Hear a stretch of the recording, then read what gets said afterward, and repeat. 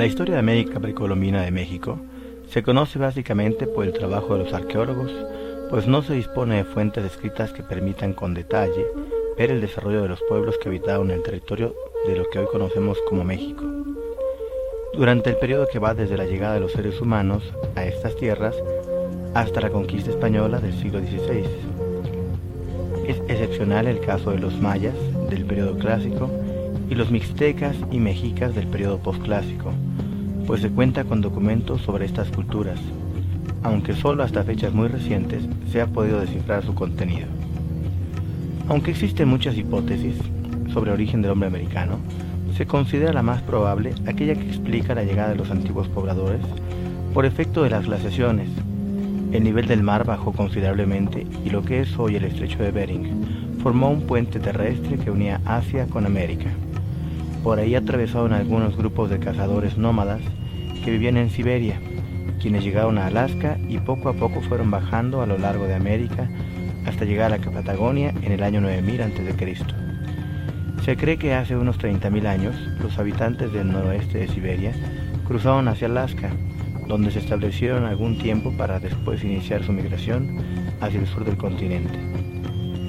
Se infiere que los primeros emigrantes asiáticos disponían de una tecnología y una organización social que les permitió no solo sobrevivir a un medio hostil, sino extenderse a través de un vasto territorio. Principalmente eran cazadores de los grandes animales del Pleistoceno, que aún existían en América cuando en otros continentes ya habían desaparecido. El término Mesoamérica fue propuesto por Paul Kirchhoff, en virtud de que las culturas antiguas de los que hoy es México no pueden estudiarse desde el enfoque geográfico de la actualidad. México, como formación política, nace en el año de 1810, con la Declaración de Independencia. Antes de la llegada de los españoles, el territorio estaba repartido entre más de un centenar de pueblos, muchos de ellos extintos ya. A pesar de la fragmentación política, algunos autores notaron que los pueblos que se asentaron al sur de los ríos Fuerte y Pánuco compartían un conjunto de prácticas culturales que los unificaba. Entre otras cosas, la subsistencia a base de maíz, la tecnología neolítica, los sacrificios humanos con fines rituales, la construcción de centros ceremoniales y la mitología común, la numeración vigesimal y la importancia de la cuenta del tiempo. Son todos ellos elementos que la mayor parte de los autores consideran como parte de lo que Duverger llama sustrato común de Mesoamérica. Existe un acuerdo generalizado sobre la ubicación de Mesoamérica en la mitad sur de México, a partir de los ríos Sinaloa y Moctezuma Pánuco, y una parte de América Central que incluye Guatemala, El Salvador y el occidente de Nicaragua, Honduras y Costa Rica. No es una entidad geográfica estática a lo largo de sus 4.000 años de existencia. Sus fronteras, y en especial la frontera norte, se contrajeron o expandieron en el transcurso de su historia, y alcanzaron su límite máximo en el período clásico, con el desarrollo de ciudades relacionadas con Teotihuacán en la planicie central mexicana. La historia de Mesoamérica se divide en horizontes culturales o períodos. El nombre puede cambiar de acuerdo con los autores consultados, pero en general se acepta la división en tres grandes etapas, apuntadas someramente en los siguientes apartados. Se aclara que las fechas de conclusión de cada uno de los periodos también depende del desarrollo histórico de cada cultura o área cultural. El periodo clásico, aproximadamente 2500 años antes de Cristo a 200 después de Cristo, es definido casi siempre a partir de los indicios más antiguos de la fabricación de cerámica. Los más antiguos de ellos fueron encontrados en Guerrero, cerca de la localidad del Puerto Marqués, y se calcula que datan del año de 2440 a.C. Durante este periodo tiene lugar el desarrollo de la cultura olmeca, que resume todos los desarrollos culturales de los mesoamericanos de aquel tiempo. De esta cultura son los primeros indicios de escritura y de uso calendario. Debieron tener una estructura social muy compleja que les permitió desarrollar su escultura y arquitectura monumentales. Los principales sitios de esta cultura son La Venta, Tres Zapotes y San Lorenzo, ubicados en la llanura costera del Golfo de México. El periodo clásico, aproximadamente 200 a 900 años después de Cristo. Este periodo está marcado por el apogeo teotihuacano y concluye con las migraciones nahuas y el establecimiento de los centros regionales. La escena histórica fue dominada por los teotihuacanos, que convirtieron a su ciudad en el centro de una amplia red de intercambios comerciales, que involucraban especialmente a todos los pueblos mesoamericanos y de Oasis América. Hacia el año 600 comenzó el proceso de declinación de Teotihuacán. Este hecho marca el inicio del Clásico tardío, caracterizado por la época de gran florecimiento de las culturas maya y zapoteca. Los mayas habían mantenido relaciones comerciales con Teotihuacán. Algunos autores sospechan que la presencia de rasgos culturales teotihuacanos en Tikal y otros centros importantes de la zona sugería que los mayas habrían estado sujetos al dominio directo de los teotihuacanos. Los grupos sacerdotales tuvieron gran importancia en el gobierno de estos estados mayas. A pesar de eso, nunca fueron dirigentes. Existía una clase noble y en todo caso eran los guerreros quienes concentraban el poder. La imagen de los mayas como una sociedad gobernada por sacerdotes fue derribada cuando se descubrió que las ciudades estaban permanentemente en guerra unas con otras. Se incrementó notablemente la agricultura como actividad económica básica, la cual era practicada por grandes contingentes de labradores, propiciando una compleja división del trabajo y en consecuencia una fuerte estratificación social. Se han manejado muchas hipótesis acerca de la decadencia y desaparición de los centros mayas teocráticos, cuyo orden se resquebrajó entre los años 750 y 900 después de Cristo. Una teoría nos habla del colapso ecológico que sufrió la región a raíz de la destrucción de la selva por los sistemas agrícolas que los mayas empleaban, mientras que otra pone acento en el enorme crecimiento desmedido de la población, que empezó a ejercer demasiada presión sobre la tierra y la producción de alimentos. Estas hipótesis probablemente son ciertas, aunque no bastan para explicar la decadencia de los centros teocráticos. Periodo posclásico, entre el 800 y 900 después de Cristo y 1521 con la conquista española. Las grandes migraciones marcan la pauta del posclásico. Se trataba de los pueblos norteños que habían sido empujados hacia el sur, ya por el expansionismo de otros pueblos beligerantes o por el desastre ecológico que ocasionó la caída de las culturas del norte de Mesoamérica. A estos grupos se les conoce como chichimecas, un término recogido por los cronistas de Indias de sus informantes y que equivale a bárbaro. La descripción de estos grupos como bárbaros no es muy adecuada, en tanto que, por principio de cuentas, muchos de ellos formaban parte de la esfera de influencia de Mesoamérica y en última instancia no constituían una unidad étnica. Muchos fueron los pueblos que llegaron a Mesoamérica durante este periodo. Entre ellos podemos contar a los tlahuicas, que se ocuparon en el Valle de Morelos. Otros grupos de filiación nahua tomaron posesión de la cuenca lacustre de México y del Valle Poblano Tlaxcalteca. Otros más se asentaron en Culhuacán y otros más se acercaron a la región de Tula. Los toltecas iniciaron un proceso de expansión que los llevó a establecer relaciones con otros estados importantes. Los relatos entre el estado tolteca y los reinos yucatecos ha desconcertado a los arqueólogos. El extraordinario parecido entre Tula y Chichén Itzá es el motivo de ello. Se ha sugerido que Tula colonizó la península de Yucatán, o que cuando la élite tolteca fue expulsada de la ciudad, sus vínculos con los itzáes les permitieron ocupar por la fuerza la ciudad de Chichén Itzá. La caída de Tula está relacionada con la misma inestabilidad política interna que había motivado su expansión.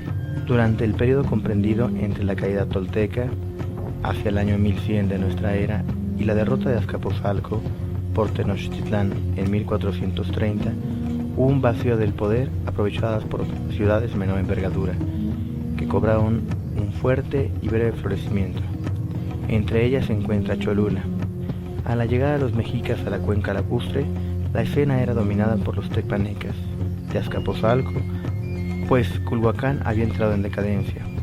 Tras un periodo de constante cambio de residencia, se establecen en un islote del centro del Valle de México, en territorio de Azcapotzalco. Sin embargo, establecieron una alianza con los culúas, rivales de los tepanecas, a los que finalmente derrotaron en compañía de Texcoco y Tlacopan, coaligados en la Triple Alianza. De esta manera comenzó un periodo expansionista militar y comercial encabezado por los mexicas y que llegaron a dominar casi toda Mesoamérica. Existen diversos relatos de cómo era la Ciudad de México Tenochtitlan. El centro de la ciudad estaba ocupado por los edificios de gobierno y de culto.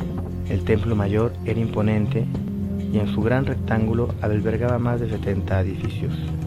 El más grande era la pirámide de sus principales dioses, Huitzilopochtli de la guerra y Tlaloc de la lluvia. La ciudad se comunicaba con tierra firme por medio de 4 calzadas: Tepeyac, Tacuba, Iztapalapa y Coyoacán. 2 acueductos la proveían de agua potable. Los avances en las técnicas de navegación, consecuencia de la utilización de la brújula y el astrolabio, dieron confianza a los marineros europeos, quienes durante el siglo XV se atrevieron ya a la navegación alejados de las costas. Aprovechando estos avances, la consiguiente precisión en los mapas y el mayor conocimiento de la geografía permitió que aumentara el interés por descubrir nuevas tierras, organizándose con este fin una serie de expediciones navales, una de las cuales culminó con el descubrimiento de América. Influido por los grandes avances en la navegación, Cristóbal Colón concibió la idea de que la tierra no era plana como se creía entonces, sino que era redonda, como muchos ya pensaban, y que navegando hacia el occidente de Europa podría llegar a las Indias. Colón realizó varios intentos por conseguir recursos para esta empresa, pero en reiteradas ocasiones fue desoído. En 1486 se presentó ante los reyes católicos de España para solicitar el patrocinio. Sin embargo, varios años pasarían antes de que pudiera consumar su proyecto.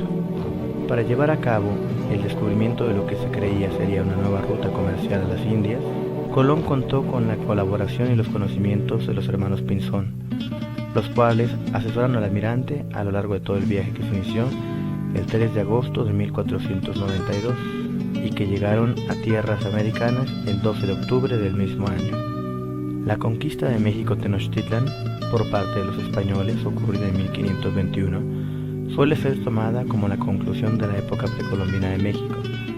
Sin embargo, es necesario hacer hincapié en que la conquista y el sometimiento a España no ocurrieron al mismo tiempo para los dos pueblos. La región oaxaqueña no cayó bajo el control de Hernán Cortés sino hasta la década de 1560. El último reducto de la resistencia maya, en Tayasal, no se rindió hasta 1697. La conquista de México por parte de la Corona de Castilla se refiere a la del Imperio Mexica o Azteca, a la que se lanzó Hernán Cortés en 1519. La principal fuente de las noticias sobre la conquista está en la historia verdadera de la conquista de la Nueva España de Bernal Díaz del Castillo, que acompañaba a Cortés, y en las cartas que envió a la corte española. Otra fuente contemporánea es la obra de Francisco López de Gómora, que conoció a Cortés aunque no participó en la expedición. El virreinato de la Nueva España fue una entidad territorial integrante del Imperio Español, establecido por la Corona de España durante su periodo de dominio americano. Fue creada tras la conquista de los mexicas y otros pueblos mesoamericanos realizada entre 1519 y 1521. Por real cédula de Carlos I, el 1 de enero de 1535, aunque la instauración oficial se realizó el 8 de marzo del mismo año. Su primer virrey fue don Antonio de Mendoza y la capital del virreinato fue la Ciudad de México. Antes de eso, se adoptó la Capitanía General en la persona del mismo Cortés y al fracasar en su trabajo por la cuestión de las encomiendas, se entregó el gobierno a las reales audiencias. Nueva España fue el primer virreinato erigido y por lo tanto donde se puso en práctica el modelo español de gobernación. El virrey, cuyo término significa etimológicamente en lugar del rey, concentraba todo el poder público, como ya se ha dicho. Era nombrado y removido libremente por el rey. En la Nueva España jugaba un papel de soberano, pero en realidad únicamente obedecía las órdenes del rey de España, ejecutaba las leyes promulgadas en la metrópoli y se encargaba de vigilar los negocios del Estado. Del virrey dependía toda la estructura del gobierno, alcaldes mayores, corregidores, concejales locales, ayuntamientos y jefes de pueblos indios. El Real Consejo de Indias fue instituido en 1519 y desde 1524 se le confirió autoridad suprema para discernir en los asuntos concernientes a las provincias del Nuevo Mundo. El constante abuso de los conquistadores españoles sobre los indígenas obligó a los religiosos a quejarse constantemente ante el rey. Por lo tanto, el rey ordenó que todas las resoluciones que se tomaran y de mayor impacto en los oidores se plasmara en las leyes de Indias de 1552. Actividad. Escriba las principales características de los pueblos indígenas de Mesoamérica. Escriba las principales características del derecho de estos pueblos indígenas de Mesoamérica. Escriba las principales características de la cultura española de la época. Escriba las principales características del derecho de la España de la época. Escriba cuál es el papel de la Iglesia en la creación del derecho de Indias de 1552. El reporte se entrega en 2 cuartillas en letra Arial tamaño 12 y se sube al mismo grupo de universidad o se envía a colegio-amauta@hotmail.com.